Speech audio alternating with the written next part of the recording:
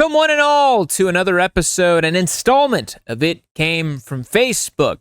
This time, we're looking to make amends. We have sort of made the Suzuki contingency online very upset at us. It was totally inadvertently. I didn't actually try to rustle any feathers, but you know what they say? The road to hell is paved with good intentions, or at least in our opinion, somewhat spicy takes on the GSX-R 1000R.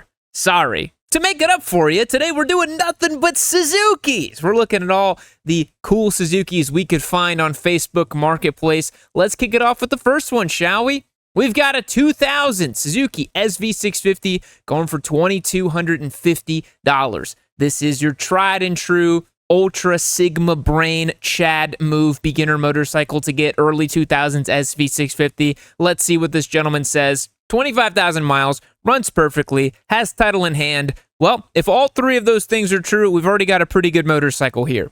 Fine, has aftermarket suspension, lights, exhaust, etc. It need new back brakes, and the speedometer is temperamental. Perhaps alluding to its temporal qualities. The speedometer bends time and space in a temporal kind of way. Or perhaps it's referring to tempura. Maybe he meant to put a U in there. But this is really not beating the allegations that Suzuki people are illiterate. The comment section on the last Suzuki video I did would also qualify and prove that out. The mechanic, my bike, what does it even say? Mechanic, the bike is perfect, come with secondary parts bike that doesn't run as well. Maybe English isn't his first language. Let's cut the guy some slack. So, says blah, blah, blah, great bike, doesn't have the time to fix her up. Says it would be closer to $3,000 if it was a little bit cleaner. Let's take a look. Okay. You know, it's not as bad as I thought. The M4 exhaust is pretty decent. The heat wrapping is a little unfortunate. This actually looks almost identical to the SV650 that Josh used to have, who used to work here at Yami Noob. But yeah, so we see the clip-ons here. I don't remember if these clip-ons were standard on this motorcycle. Right side up forks on this machine, but perhaps fitted with some different internals, make it a little bit more sporty. The SV650 came with a lot of great usable parts, but people have kind of parts binned these motorcycles out. There's lots of good stuff for these machines. It's the reason why we say SV650 is one of the most goated platforms. And you want to make jokes, right? But sometimes art imitates life and life imitates art, and it's just fascinating to see the Suzuki Squid just in their prime. Why would you include this in the listing to sell your motorcycle? Sexy AF with a right side up photo of your bike, and I gotta be honest, it's not sexy AF. It's a 25-year-old SV650, and then a bunch of motorcycles saying, "Do I have an addiction at this point?" Dude, you're so cool. Save some for the rest of us. So not beating the allegations that Suzuki people are a little cringe, but we're not rating the owners. We're rating the bikes. And this bike, actually, for $2,200, if it runs and rides all day, baby. It's a Suzuki. It's bulletproof. We're rating it a 7 out of 10. Let's keep it moving. 2006 Suzuki Hayabusa for $5,000. The big dog, GSX 1300R. It's not a Gixxer, not the race bike. I know my Suzuki lore. Says it could use some brakes. Well, I think all bikes could use brakes, don't they? And a fork seal. The bike only has 25,000 miles on it. Has a Voodoo short exhaust. It is stretched a little. He's like, hey, look, it's a Hayabusa. I had to stretch it a little bit, okay? Just had fresh oil change recently, means nothing to me. Has good tires, that's decent. Clean title in hand, that's good. Feel free to make a fair, reasonable cash offer. We'll also look at trades for other vehicles. Let's take a look at the Hayabusa here. That's a lot less of a Busa than I expected. We have what looks to be, is this the B-King front headlight? Possibly. Or is this another variant of some other naked bike that got slapped on there? For a very brief period of time, Suzuki made the B-King, which was a naked version of the Hayabusa, which I think it had this headlight, or this could just be like a DRZ headlight that they just removed the front fender from or something like that. I don't know where this front headlight came from, but this looks terrible. This is not a good-looking Busa. This is your absolute prototypical piss missile. I mean, it's gonna go like stink. It's still a Hayabusa, but I mean, this looks like a death trap motorcycle. I also I'm looking at the coolant over here from the radiator, and then like just the block and everything. It's just bringing back memories of my Hayabusa that I had for many years.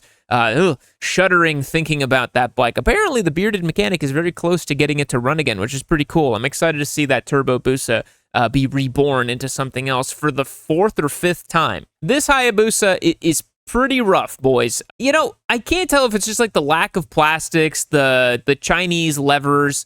There's just a lot going on with this bike that I just think looks really goofy. Why did you...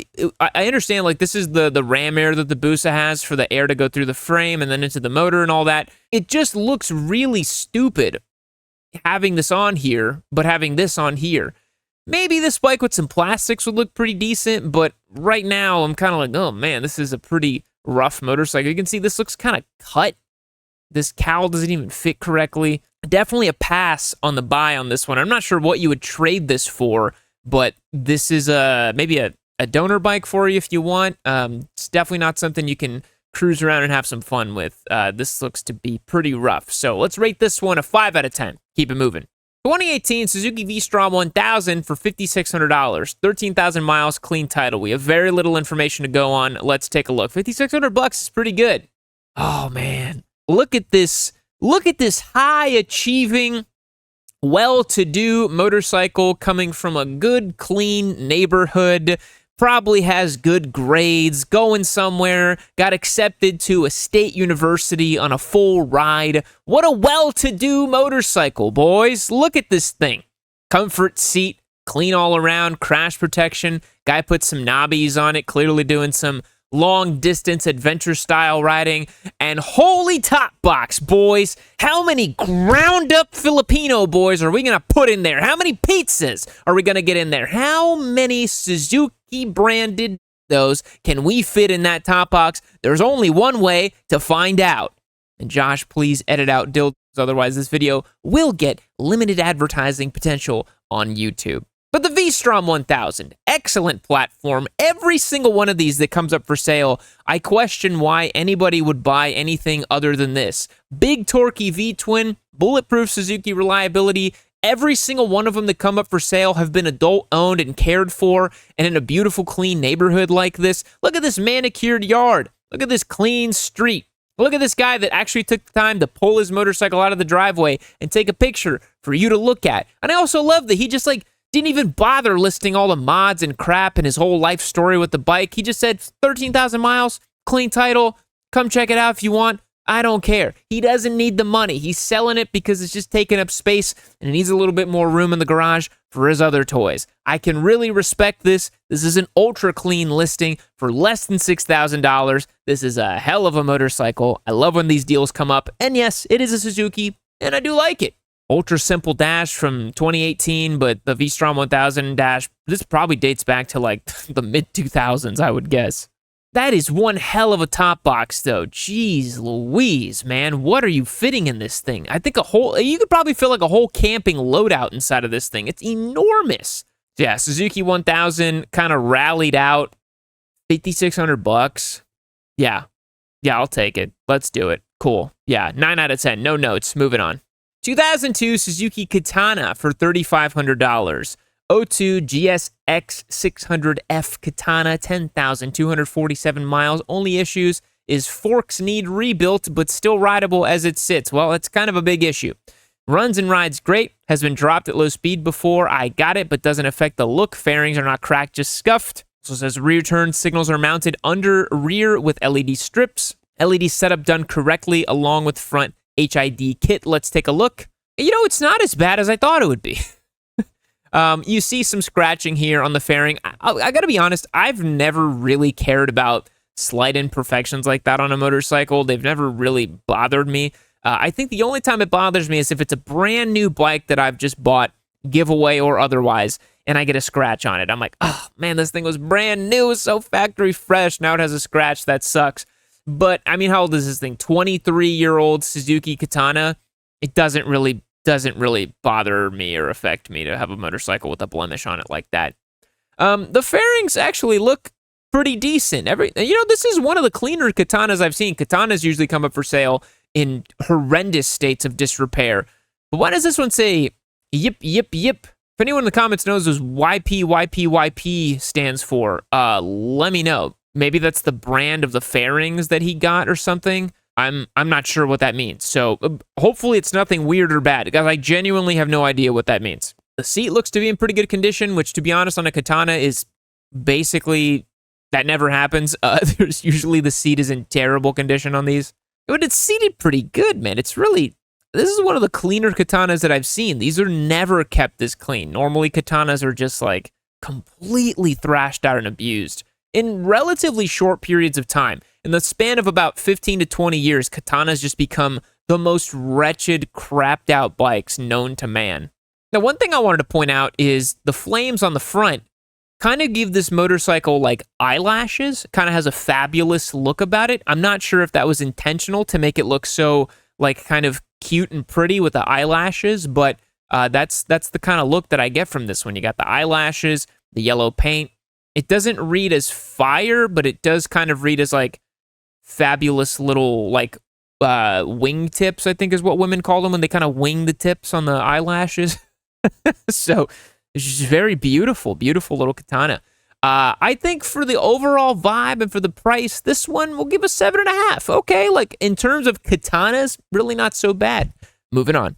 All right, boys, double Hayabusa for you today. Suzuki Hayabusa for $5,500. 2004 Suzuki Hayabusa hasn't been ridden much at all. Tires need to be replaced. Small extended swing arm. They're like just a little bit, just a tiny little extended swing arm. Can't go wrong with a little bit of a swing arm.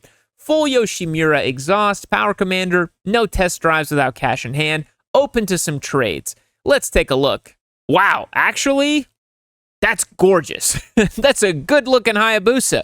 What is that paint color? It's like a midnight purple a la old-school GTRs. This is a beautiful color on this thing. Look at that. The silver kanji. Now, this is a good-looking Busa, boys. That is a good-looking Busa. All the parts on there. So this is what I'm saying. That other one was, I think, $5,000, and it was just ratted to death. Look at this one. This one's got all of its plastics kept together. The brakes look nice and shiny and looks like they work correctly. The tires certainly look worse for wear. The chain looks rusted. The tires look a bit dirty on the side here, but the middle is used up. This tells me that this bike lives outside most likely, which is a bit of a bummer. Now, rusted chains are one of those things that they're a larger sign of general lack of maintenance on the motorcycle, but don't let it necessarily spook you out. Chains and sprockets are consumable items, right? If you really love a motorcycle, like this one's in really good condition, and if you come to find out that all that's really wrong with it truly is just that chain and sprocket just needs to be swapped out, it's really no big deal. Again, they're consumable parts, couple $100 for a chain and a sprocket, call it a day, get it done, because the rest of this bike is looking really damn good. The frame's clean, the exhaust is super clean, the little slight stretch is a bit silly, so I'd want to double check that this was done correctly. How was this stretch installed? Because I've heard of horror stories where swing arm stretches were not installed correctly, and then really bad things happen. You don't want to mess around with a critical component of the motorcycle like that without being sure that it was installed correctly. The grips are really worse for wear. This motorcycle's grips are just banged out, flashed out. We have some rust over here, rust near the gas tank right here. Maybe this is one of those bikes that the closer you get, the more you're like, you know what? I don't know about this one. I don't know about this one. Guys, this is super nostalgic for me, though. The top of this with the 2 analog dials and the black tank. I mean, mine had a copper tank towards the end of it, but still, it was still a very iconic dash and one that I do sometimes miss a little bit. I can't even believe that I own like a 300 wheel horsepower Turbo Hayabusa. I'm like a really low-key dad nowadays, and kind of blows my mind that I did that not that long ago. Happy to have lived through all that, I'll tell you that right now. So overall, I think this one, it looks pretty clean. Some of the rust and kind of questionable outside care of this motorcycle, I can see the brakes look like they probably need to be bled. It looks like it's just been sitting around for a little bit, which not the worst thing in the world. The rest of it looks really clean though. So this one I'm going to rate a solid 8 out of 10. I think it's definitely worth checking out something like this. All right, 2020 Suzuki Katana for $8,800. I've never seen one of these come up for sale, ever. These are really rare birds because Suzuki didn't really sell that many of them. So 4,800 miles, Suzuki Katana, very clean title, no problems, no issues. You're making me feel like there might be an issue if you're saying no issues, no problems so much. But it's a 2020 Katana with 4,800 miles. Unless you did something dramatically wrong, it probably is completely fine. Let's take a look. So the Katana, the new generation, in quotations, that they did, was a really strange motorcycle. Basically what Suzuki did was they took their GSX 1000S, the naked variant that utilizes the Gixxer 1000 motor and frame. The motor has been detuned a little bit, but you can see this frame is this using the Superbike frame, or is this a different frame that they put on this one? I can't recall, but I know it's using a detuned K5 motor, and it's very, very largely based on the Gixxer Thou. All they did was just stylistically change it around a little bit. And that really, to me, was such a cop-out on what the Katana could have been. You know, like the Katana was a legendary moniker for Suzuki. I just think it's really sad that they made it just like this kind of like thoughtless addition to their naked bike lineup. They could have had something super cool with this because it's such a storied namesake, you know? And that's why these just didn't really sell that much, because people kind of figured out that it was Suzuki doing the Suzuki thing and doing a bit of a grift and trying to basically skim some extra sales off of their GSX 1000 platform. But I really like the red Suzuki on the black tank. That looks mean. It looks tough. I really appreciate that. The red blade for the Katana. It's a cool vibe. It's a really, really cool vibe. Nice upright ergonomics, the sort of square headlight, but it was really just a stylistic exercise, man. This motorcycle really wasn't something that was any different than the Gixxer Thou, basically. And you might look at this dash and say, oh, but yeah, look, they included a cool, like, retro-style dash for this motorcycle. But in fact, this is the same dash that you get on the Gixxer 1000, the new one that you're going to buy, apparently. So it's retro in the sense that it is so old that it is retro. They didn't try to make this, like, 80s retro cool. It just simply is, and there you go. Yeah. So, I mean, for under $9,000, I mean, what did he price this thing at? $8,800. That's way too much money for a 5-year-old Katana. I'd give this guy like $7,000 at the very, very most for this bike. It's just not a bike that's super desirable, and it's kind of had its day in the sun, and I just don't think it's worth that much money. But it's a clean bike and a nice bike and kind of a unique bike. So we'll rate it a 7 out of 10. Keep it moving. 2005 Suzuki SV1000S for $4,500. This is a cool bike. So the owner says it's known for its V-twin powered sport bike, for its smooth, torquey engine, comfortable riding position, 996cc liquid-cooled engine, aluminum frame, and a half-fairing design. Kind of sounds like a Ducati if you ask me. Suzuki really was just like doing Ducati for a couple of years there. Full fairing on this bike is not factory. It has a couple scratches on the left side. Don't care about that. Lower right side broke from vibration. It can be fixed. These are actually known for being pretty vibrational.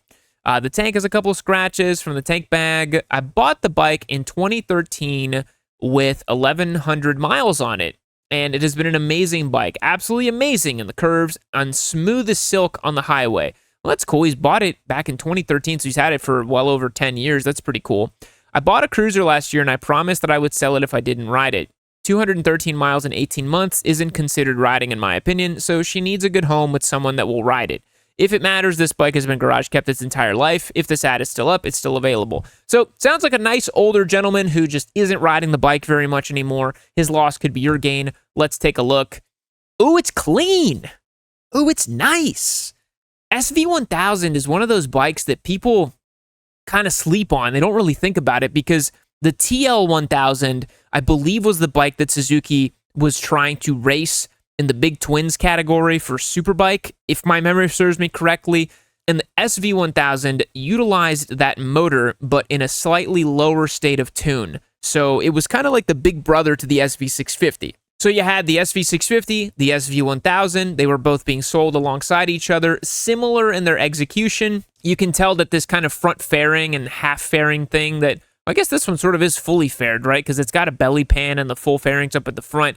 The mid-2000s Suzuki SV650 had like the half fairing thing, but this one just looks like a sweet fully fared sport bike, but you'll notice that it has handlebars. So this bike actually has a set of handlebars on top of it. Same dash from the SV650 from that generation, which is really cool. But this bike is actually kind of sick because it's comfortable, yet very sporty, yet fully fared. It's got the twin barrel exhaust out the back, a la kind of like Honda's RC51, the big V-twin superbike that they were doing back in the day. Honestly, I really dig this listing, really dig this bike. This is a bike that I think was ahead of its time in a lot of ways. You know, like think about the fact that we're talking about the not so super sport category, big torquey engines, but comfortable ergonomics. This is, I mean, an older interpretation of that same formula, but in a more analog feel. So upright handlebars, torquey V-twin, some wind protection from the fairings, a pretty cool look that honestly this bike has aged really well. I mean, in 2005, it looks really nice, you know? This guy did keep it in the garage for its whole life too, so it looks really clean for that reason as well. This is a cool bike, man. He's got the right set of tires on it. I think these are the Pilot Road 5s, the older gen before they switched over. Maybe it's the Road 6s, I'm not sure. But clearly a bike designed to chuck on a lot of miles. I can't tell how much mileage is on this motorcycle. This foam pad is a little strange too, but everything else looks super clean to me and super well sorted out. Looks like he has a gear position indicator right here, aftermarket. That's kind of cool. I'm really digging it, man. Honestly, this is a bike that doesn't come up this clean this often. Pretty sweet motorcycle. This one I'm also going to rate a 9 out of 10 and keep it moving. All right, next up, we have a 2009 Suzuki Gixxer for $6,275. That's kind of a high price. '09 Gixxer 750. Clean title in hand. Very solid. Tight. Great running unit. Has your average wear and tear. Minor crack on shield. Replacement will come with it. Small blemishes here and there from usage. He's got fresh battery, fresh oil, newer Dunlop tires, newer chain and sprocket with stock gearing, no engine or fork leaks, newer front/rear brake pads, and aftermarket levers. Let's take a look. Let's see if $6,200 for a 16-year-old Gixxer gets it done. Oh, look at the puppy. That's really cute. What are those, a beagle? Somebody in the comments let me know. It's not a beagle, is it? What's the one with the really long ears like that? Basset Hound, something like that. That is a really sweet dog. They always look so sad, don't they? But I know he's having a good time. He's on a motorcycle. How could he not be having a good time? Well, let's talk about the Gixxer 750 here. Certainly one of the cleaner Gixxer 750s I've ever seen come up for sale. Looks showroom fresh. This is the Gixxer 750 that people are often thinking of in their mind when they say, why would you get an R9 when you can get a Gixxer 750? I'm like, okay, if they're like that, then yes.